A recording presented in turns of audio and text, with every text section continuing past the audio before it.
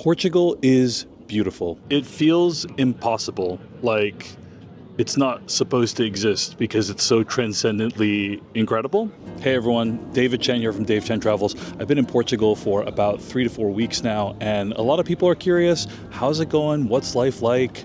How are you adjusting? And there are many ways I could answer that question, but one of the things that I do notice about life here is that Portugal is absolutely gorgeous. We're in the city of Porto right now, and I wanted to just show you some of the things that I'm able to see every day. In this video, we're going to cross the Ponte Luís Bridge. I'm going to show you what that's like.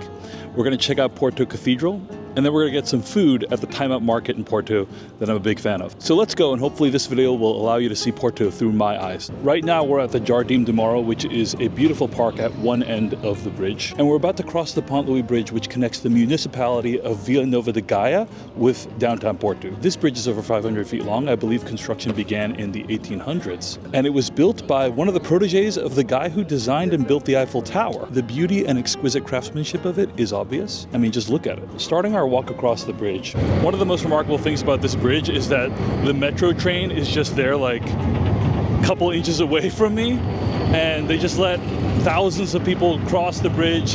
The metro's whirring by all day, and most of the time I think it's fine, like there's no problem.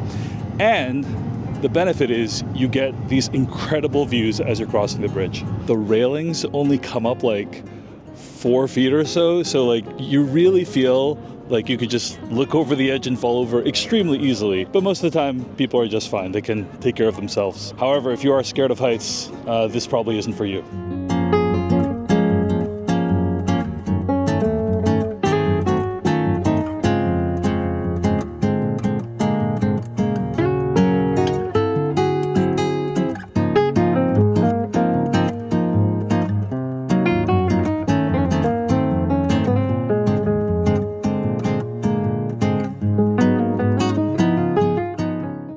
All right, we made it to the end.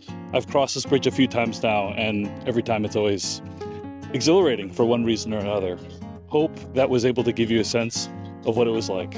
Even just standing here looking at it from a distance, all the people on it, the way the bridge is structured, the way that it carries both humans and the train, the views around it, it feels impossible, like it's not supposed to exist because it's so transcendently incredible.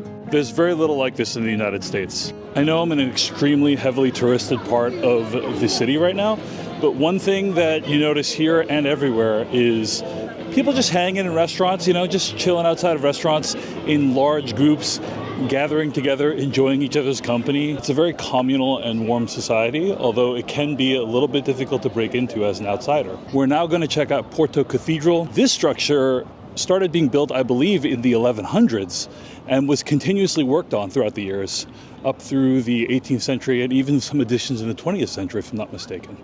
Okay, you'll never believe this. I'm walking up the steps of Porto Cathedral, and this fine young gentleman, Andre, and his girlfriend Catarina stop me, and they say they are fans of the podcast. Andre, how long have you lived in Portugal?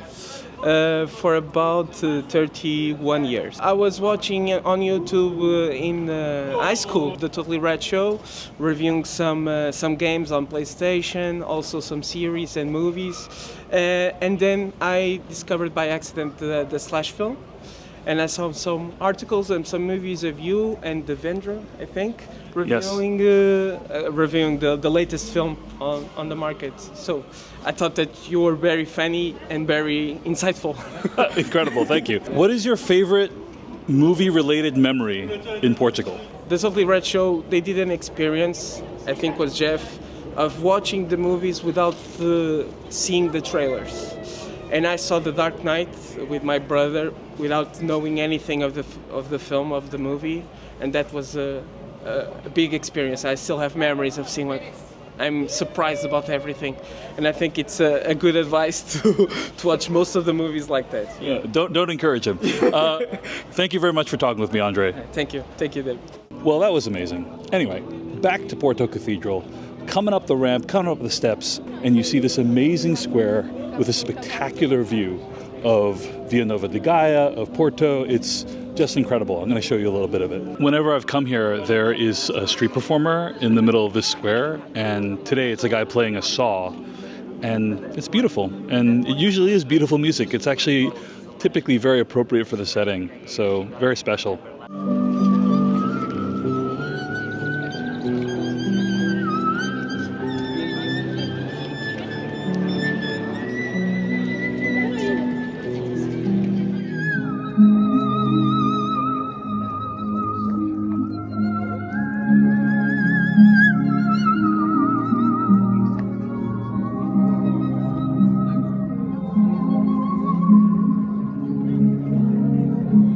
Alright, I've paid €3 for admission into Porto Cathedral, and I'm not going to vlog very much while I'm here, but I will shoot a bunch of B-roll, so here it is, enjoy.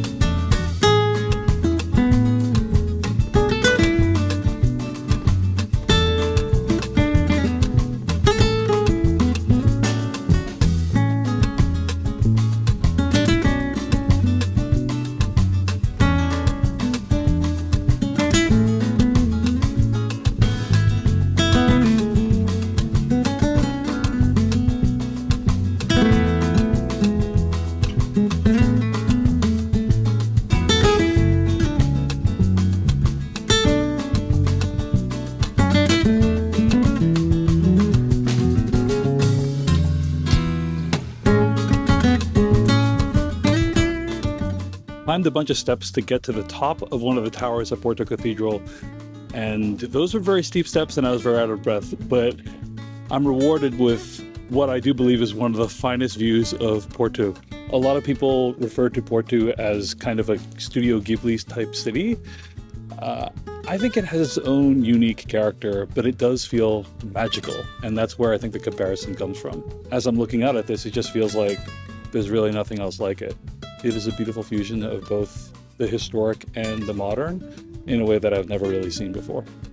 Out of the cathedral now, when I was at the top of the tower, I met a British couple, Mark and Eva, who were here on holiday. We started talking about our trip here, and they asked me, how do you like Portugal so far?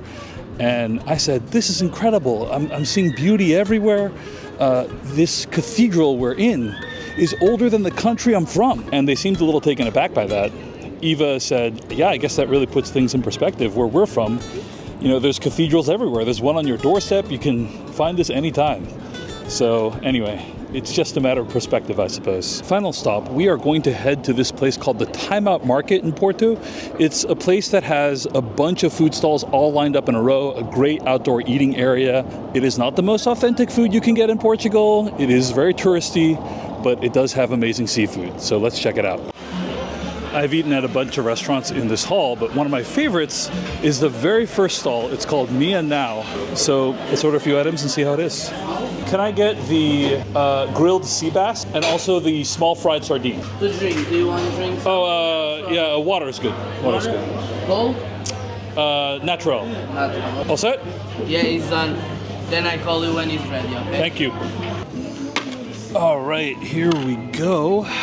All right, so what we got here is grilled sea bass, fried sardines, and the guy was very nice to me when he saw I was making a video. He gave me some shrimp croquettes for free. Very cool. All right, let's start with the fried sardines. Yeah, so good. This reminds me of how my mom used to make fried sardines. Just deep fry those suckers so much that you can eat the whole thing. You don't need to worry about fish bones or anything. There's this flavorful breading on it as well. I don't know if you can see it, but yeah, it tastes great. All right, shrimp croquette. Let's give it a shot. That is good. It's a little sweet, has a ton of shrimp in it, and just really like almost melts in your mouth, the filling inside. But let's get to my favorite, which is the fish. Oh my God. Ridiculously good. Every single time. This place does not miss. The fish is so tender, so juicy, so well done. Man, I could eat this every single day for a really long time. Like, I've literally never had better fish anywhere in my life. The mushroom and vegetables are also really well done, like a lot of seasoning, very, very tender, very moist. I love this dish. Wow, I destroyed that meal. It was incredible. Thanks again to the folks at Mia Now for treating me so well. And that is the vlog for today, folks. I hope you got a lot out of this one. Hope you saw some cool sights and some cool foods, and hope you'll join me for the next one. If there's anything you want to see, be sure to let me know in the comments, and subscribe at davechentravels.com to get an email every time I post one of these. This is David Chen. Thanks for watching, and see you in the next one.